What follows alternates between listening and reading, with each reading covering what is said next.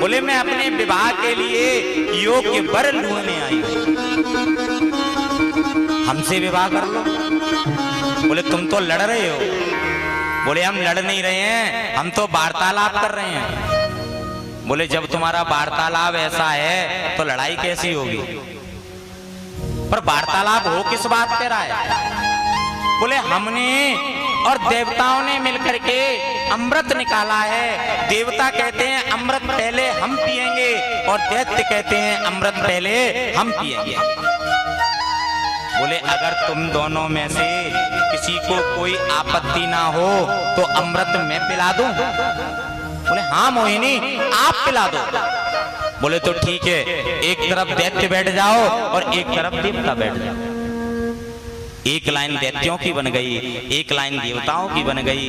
दैत्य के पास जाकर के भगवान बोले क्यों जी, कैसा अमृत पियोगे? पतला पतला या गाढ़ा गाढ़ा? क्या मतलब? बोले ऊपर ऊपर का अमृत पतला होता है, असली माल तो नीचे होता है। अब ये दैत्यों की बुद्धि, इतनी देर अमृत का कलश हाथ में रहा लेकिन ये नहीं समझ पाए कि अमृत पतला भी होता है और गाढ़ा भी होता है। बोले अच्छा एक काम करो, पतला पतला तो देवताओं को पिला दो, जब गाढ़ा गाढ़ा आए तो हमें पिला दो। मोहिनी ने अमृत पिलाना प्रारंभ किया और देवताओं को जैसे ही पिलाना शुरू किया, एक दुष्टद्युम्न नाम का दैत्य था। उसने सोचा गाढ़ा अमृत तो मुझे मिलेगा ही, पतले का भी स्वाद लेके देख लूं। और जैसे ही पतला अमृत पिया, चंद्रमा ने इशारा कर दिया ये दैत्य है। और जैसे ही भगवान ने देखा अपने स्वरूप में आ गए और चक्र से दुष्टद्युम्न का मस्तक पृथक कर दिया। अमृत पी चुका था, मरा नहीं, सिर अलग धड़ अलग हो गया। भगवान बोले देख अगर हल्ला मचाएगा तो पंचायती मार लगेगी। जानते हो ना पंचायती? कंबल डाला और शुरू, पता ही नहीं चल रहा कौन मार रहा है कौन नहीं मार रहा है। वो अमृत पी चुका है तो मरेगा है नहीं, तोड़ ताड़ के रख देंगे। इसलिए शांत अगर रहेगा तो 7 ग्रह हैं, 2 तुम बढ़ जाओगे 9 हो जाएंगे, और हल्ला मचाओगे तो बहुत पिटोगे। बोले नहीं प्रभु हम तो आपकी शरण में हैं। देखते देखते समुद्र के किनारे देवासुर संग्राम हो गया और देवासुर संग्राम में दैत्य परास्त हो गए। शुक्राचार्य जी आए, दैत्यों को ले गए और मृत संजीवनी विद्या के द्वारा उन्हें पुनः जीवित कर दिया।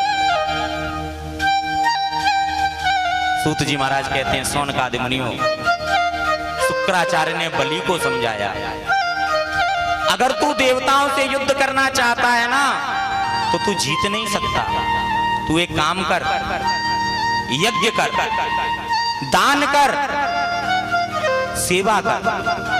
क्योंकि जो यज्ञ करता है, जो गौदान करता है, जो संतों की सेवा करता है, गुरु की सेवा करता है, गैयों की सेवा करता है, उसको इस पृथ्वी पर कोई भी परास्त नहीं कर सकता है। ऐसा ही किया बलि ने, यज्ञशाला बनाई और दान देना प्रारंभ कर दिया। परिणाम ये हुआ कि देवता उन्हें त्रिलोकी से विहीन हो गए और इधर उधर भटकने लगे।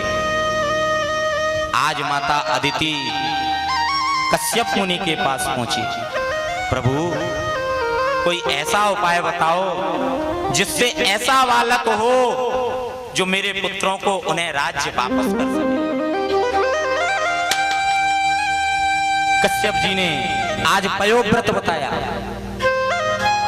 पयोव्रत धारण किया और पयोव्रत धारण करके आज भाद्रपद की द्वादशी तिथि में,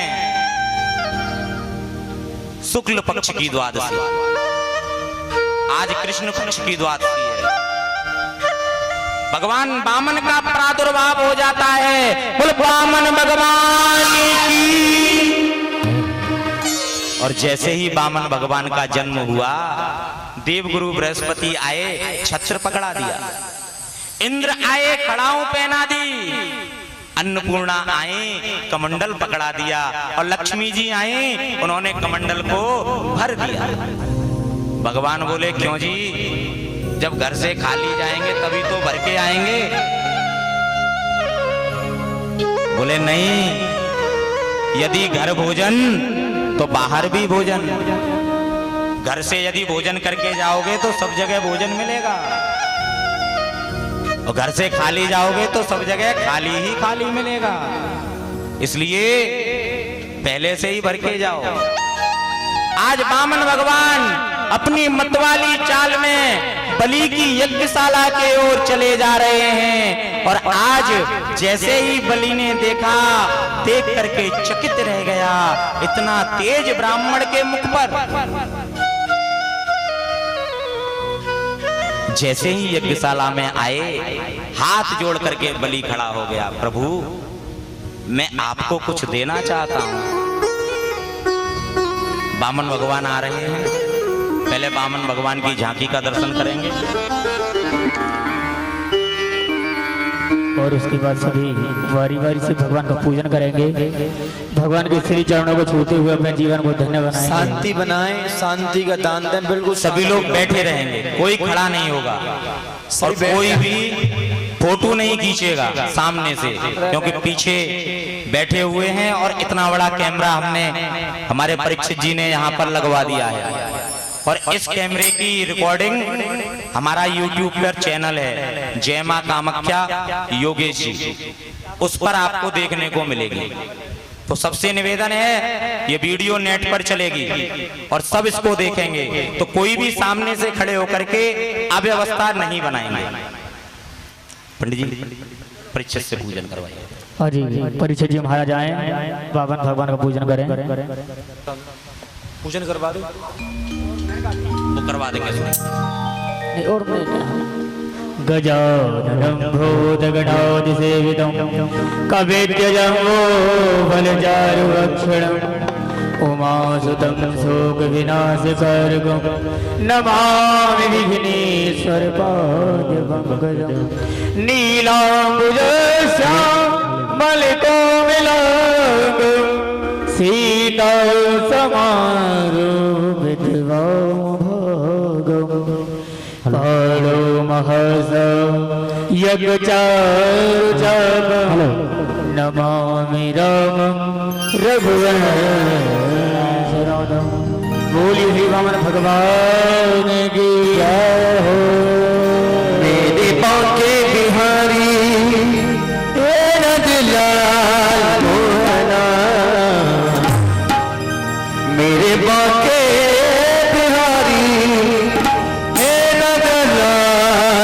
सुवना, तो बारी बारी जाओ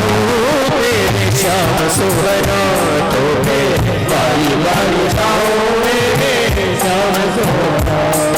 ऐसे नहीं देखना है कि यहाँ पे सामने देखो फिल्म चल रही हो, ऐसे मत देखो। ये ऐसे ही देखते हैं भैया, मुझे हंसी आती है। एक एक करके आ जाओ और टीका करते चले, पूजन करते चले, और जो पूजन ना कर सके तो मीठी मीठी ताली बजाए। ओ तो बारी बारी जाओ मेरे श्याम सुवना, तो बारी बारी जाओ मेरे मेरे बांके बिहारी, मेरे बांके बिहारी रघुनाथ मोहना, मेरे बांके बिहारी रघुनाथ मोहना, बारी बारी जाओ मेरे श्याम सुवना, बारी बारी जाओ मेरे श्याम सुवना।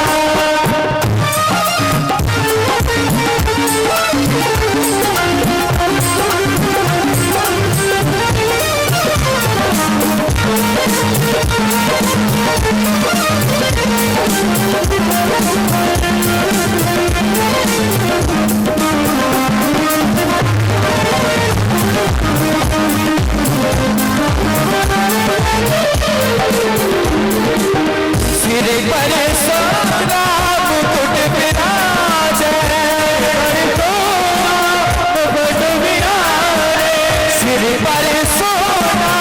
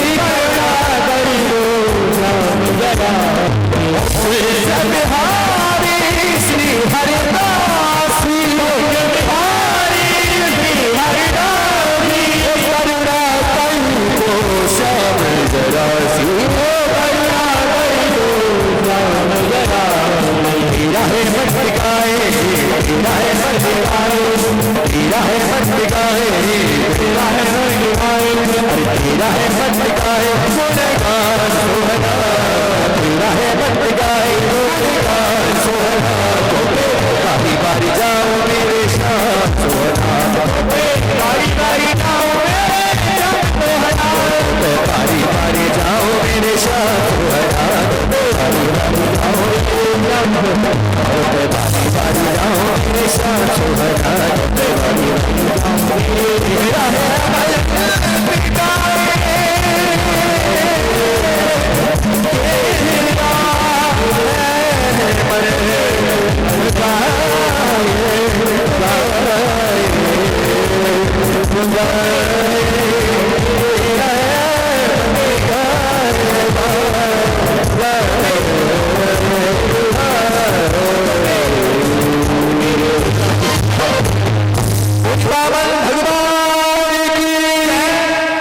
बड़ी सुंदर झांकी बामन भगवान की विराजमान है।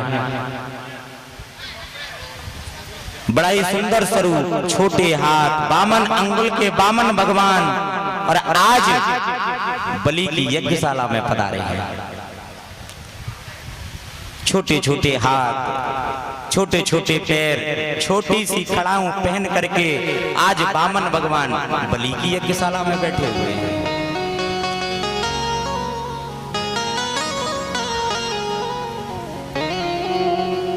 हो बामन का भेष बनाया, राजा बलि को छलने आया, बामन का भेष बनाया, राजा बलि को छलने आया, हरि बामन का रूप बनाए, बलि राजा को छलने आए, हरि बामन का रूप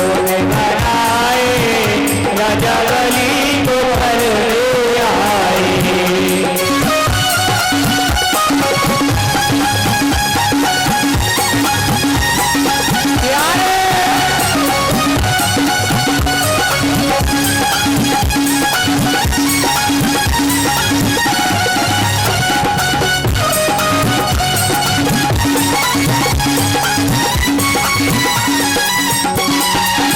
माथे तिलक सोहे, सिर पे छत्र सोहे, माथे तिलक सोहे, सिर पे छत्र सोहे, माथे तिलक सोहे, सिर पे छत्र सोहे, माथे तिलक सोहे, सिर पे छत्र सोहे, हाथों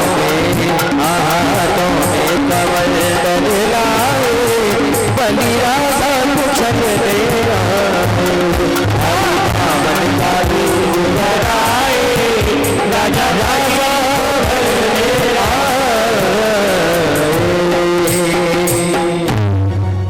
प्रभु, मेरा मन कर रहा है कि मैं आपको कुछ दूं। बोले राजन, मुझे कुछ नहीं चाहिए। बोले कुछ तो ले लो। बोले क्या दोगे आप? बोले आप बुरा ना मानो तो आपका विवाह करवा दूं। बोले विवाह करवाओगे? बोले हाँ। बोले विवाह में तो धन खर्च होगा। बोले आप क्यों चिंता करते हो, मैं हूं ना, वो मैं करूंगा। राजन, जब विवाह होगा तो विवाह के लिए घर की भी आवश्यकता पड़ेगी। बोले आपको एक महल दे दिया जाएगा। बोले बालक भी होंगे? बोले हाँ बालक भी होंगे। उनको पढ़ाया भी जाएगा। बोले है ना अपना दैत्य महाविद्यालय, उसमें पढ़ाई करवा देंगे। आप क्यों चिंता करते हो, इसकी व्यवस्था हमने कर रखी है। बोले अच्छा, जब बालक होंगे तो उसमें एक आध मृत्यु को भी प्राप्त होगा। बोले हाँ वो भी होगा। तो उसमें हमें रोना भी पड़ेगा। बोले हाँ रोना भी पड़ेगा। उसकी व्यवस्था कुछ करोगे? बोले महाराज रोना तो आपको पड़ेगा, इसकी व्यवस्था मैं थोड़ी करूंगा। बामन भगवान बोले भैया बाद में रोने से अच्छा है कार्य ऐसा मत करो जो बाद में रोना पड़े। हमें नहीं करना।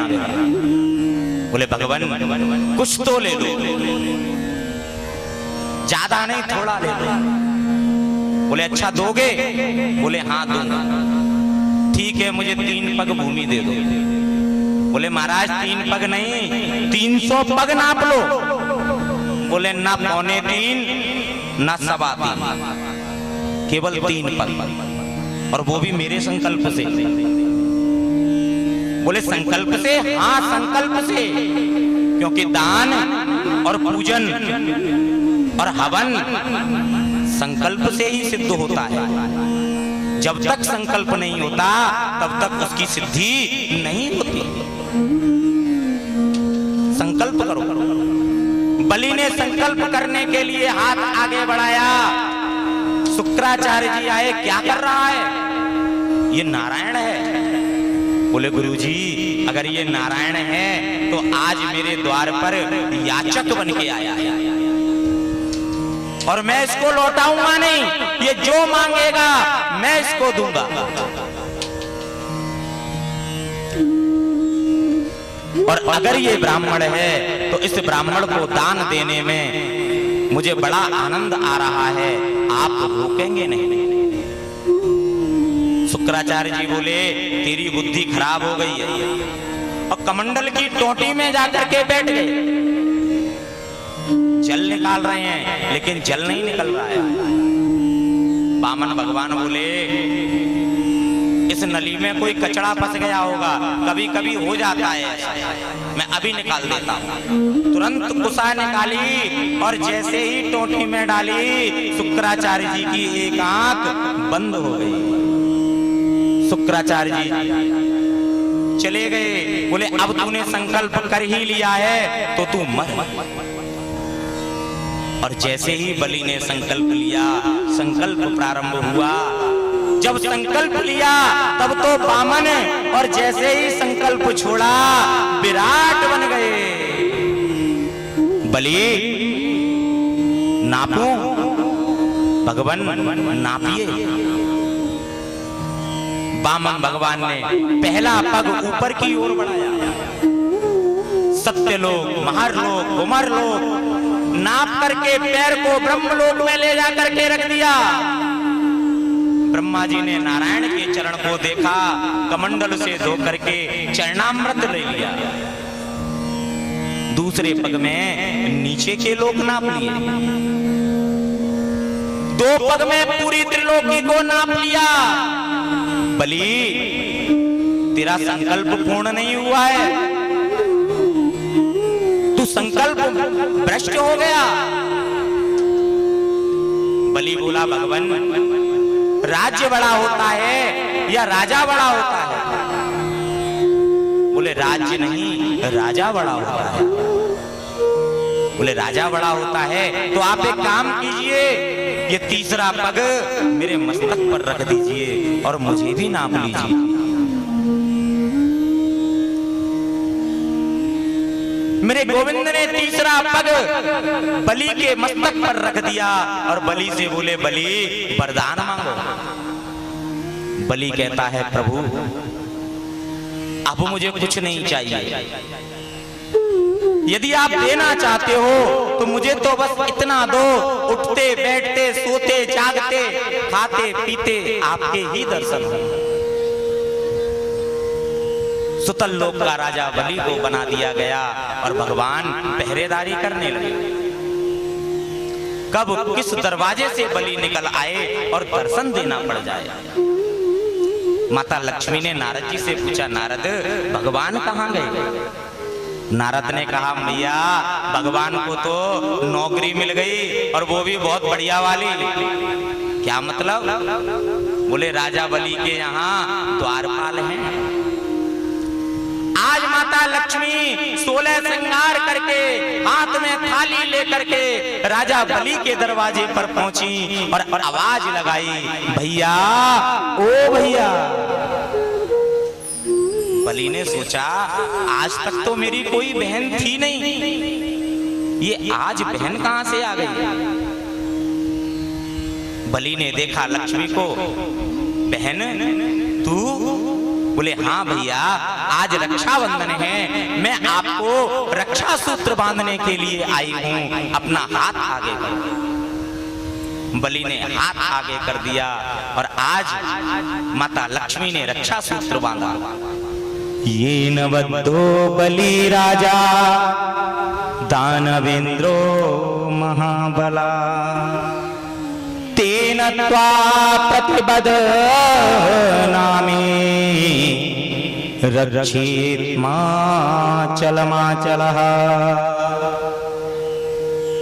बहन, तूने मेरी राखी बांधी है और जब तूने मेरी रक्षा बांधी है तो मेरा भी कर्तव्य बनता है कि मैं तुझे कुछ दूं। लक्ष्मी बोली, भैया मुझे कुछ नहीं चाहिए, मेरे पास सब कुछ है। बोले नहीं, कुछ तो ले ले। बोले नहीं भैया, मुझे कुछ नहीं चाहिए। कहीं मैंने आपसे आपके प्राणों की प्रिय वस्तु मांग ली और आप उसे नहीं दे पाए तो क्या होगा? बोली, बहन अगर तू आज मुझसे मेरे प्राण भी मांगेगी तो वो भी मैं तुझे हंसते हंसते दे दूंगा। तू मांग तो सही, तुझे क्या चाहिए? बोले, भैया जब मैं तुम्हारे महल में आई ना तो वो तुम्हारा द्वारपाल है ना, वो मुझे बहुत अच्छा लगा, ये द्वारपाल मुझे दे दो। बलि धड़ाम से नीचे गिर पड़ा, मूर्छित हो गया, मूर्छा खुली, कहने लगा, समझ गया तू कौन है, तू वही है। इस छलिया के साथ रह करके तू भी छलिया हो गई है, मुझे पता है। अरे लक्ष्मी, तूने वास्तविकता में मुझसे मेरे प्राण मांग लिए, पर मैं तुझे अब मना नहीं कर सकता। तू इसको ले जा। इसी को देख देख करके तो ये श्वास चल रही थी, अब आज के चला जाएगा तो मैं किसको देख करके रहूंगा? तू ले जा इसको, तू ले जा। भगवान बोले, बलि मैं कहीं नहीं जाऊंगा, मैं यहीं रहूंगा। और मैं ही नहीं, बारी बारी सभी देवता तेरे यहां आकर के पहरा देंगे। देव उठान एकादशी से लेकर के, देवसैनी एकादशी से लेकर के देव उठान एकादशी तक नारायण पहरा देते हैं। उसके बाद भगवान विष्णु देव उठनी पर आएंगे, भगवान शिव जाएंगे, भगवान शिव शिवरात्रि पर आएंगे और इंद्रादि देवता सुतल लोक में जाकर के राजा बलि की परिक्रमा करेंगे। सूत जी महाराज कहते हैं, सोनकादि मुनियों,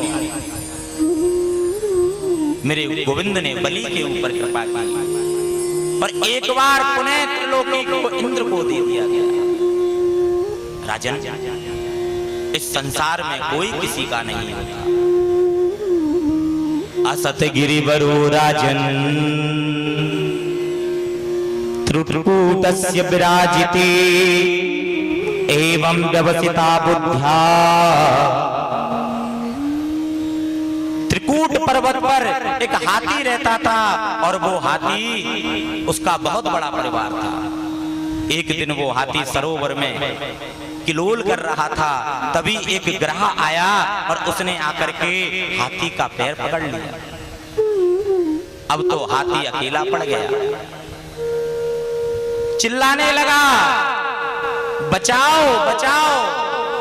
बच्चों ने सूंड में सूंड डाल करके खींचने का प्रयास किया, लेकिन वो खींच नहीं पाए। पत्नियों ने खींचने का प्रयास किया, लेकिन उसको भी नहीं खींच पाए। समय पाकर के सब धीरे धीरे करके छोड़ करके चले गए। आज हाथी कमल के पुष्प को तोड़ता है, अपनी सूंड में लगाता है और आज गोविंद की स्तुति करता है, प्रभु आप जो भी हो, आज मैं आपकी शरण में हूं, मेरी रक्षा करो, मेरी रक्षा करो।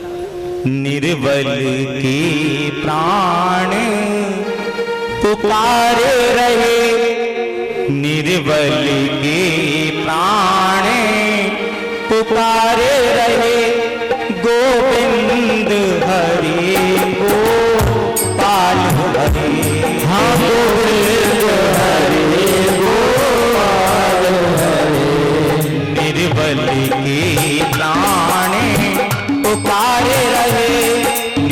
निर्बली की प्राणे पुकारे रहे, गोविंद हरे गोपाल हरे, गोविंद हरे गोपाल हरे। अब सब यही गुण जाय रहे, अब सब यही गुण जाय रहे, गोविंद हरे गोपाल हरे, हाँ गोविंद हरे गोपाल हरे।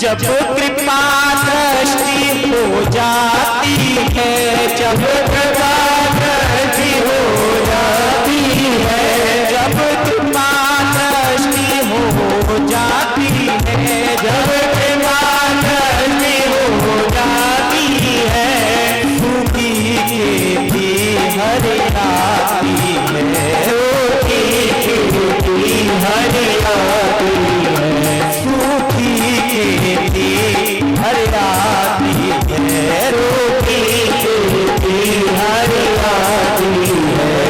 अब मन की प्राणे पुकारे रहे, अब मन की प्राणे पुकारे रहे, गोविंद हरे गोपाल हरे, हाँ गोविंद हरे गोपाल हरे, गोविंद हरे गोपाल हरे, गोविंद हरे गोपाल हरे।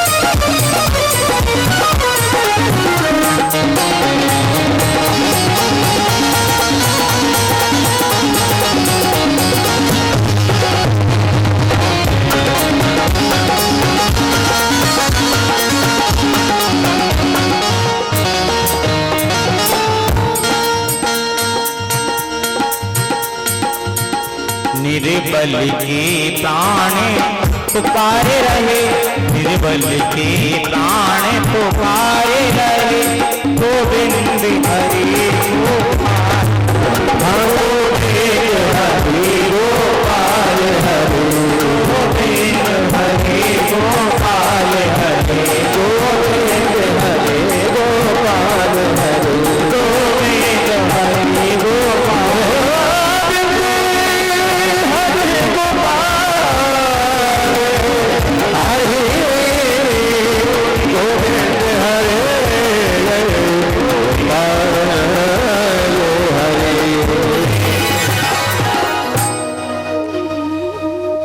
बड़ी सुंदर स्तुति आज गजेंद्र ने की। मेरे गोविंद ने सोचा जिसका कोई नहीं उसका मैं होता हूँ, और आज मेरे गोविंद आए सुदर्शन से आज ग्रह का उद्धार करके गजेंद्र को मोक्ष प्राप्त कराया। राजन एक सत्यव्रत नाम का राजा था। एक दिन ये स्नान करने के लिए गया, एक मछली ने आवाज लगाई, राजन मुझे यहां से निकालो। मछली को लेकर के राजा अपने महल में आ गया। प्रातः काल देखा मछली बड़ी हो गई, राजन मुझे यहां से भी निकालो। अगले दिन उसको बड़े पात्र में रखा गया, मछली यहां भी बड़ी हो गई, राजन मुझे यहां से भी निकालो। नित्य प्रति वो मछली बढ़ रही है। अंत में राजा ने पूछा, अब मेरे महल में जगह नहीं है, मैं कहां लेके जाऊं? बोले राजन जहां से आप मुझे लेकर के आए हो मुझे आप वहीं छोड़े आओ। पुनः समुद्र में ला करके मछली को छोड़ा। मछली में से सत्यनारायण भगवान प्रकट हो गए। बोल सत्यनारायण भगवान की। ये है सत्यनारायण की वास्तविक कथा।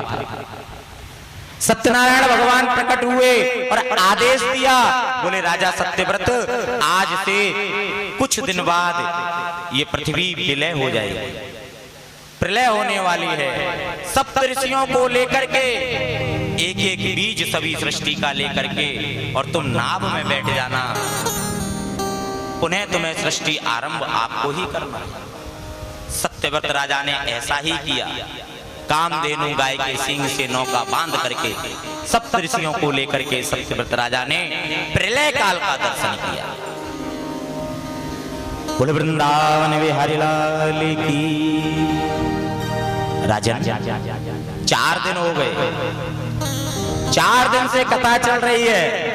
परीक्षित, आपने भोजन तक नहीं किया है। जाओ, जाकर के भोजन करके आओ, कुछ प्रसाद पालो। क्योंकि सुखदेव जी ने जो कथा सुनाई वो ऐसे थोड़ी सुनाई कि 3 घंटा कथा सुनाई और विश्राम कर दिया। वो कथा 24 घंटा चलती थी, दिन रात चलती थी। 4 दिन से परीक्षित बैठे हुए कथा सुन रहे हैं एक आसन से। बोले भगवान, आपकी अमृतमयी कथा कानों में घुस करके ऐसा प्रवेश कर रही है कि ना तो भोजन की इच्छा बचती है, ना ही कुछ और इच्छा मन में बचती है। आपको जो अमृत कथा सुना रहे हो उसको सुनाते जाओ। ये जो अमृत पान हो रहा है इसमें बड़ा आनंद आ रहा है। राजन, ब्रह्मा के पुत्र थे वैवस्वत मनु। वैवस्वत मनु के पुत्र सुदुम्न को स्त्री स्वरूप प्राप्त हो गया, क्योंकि ये ऐसे वन में चले गए जहां जो पुरुष जाए वो स्त्री बनी जाए।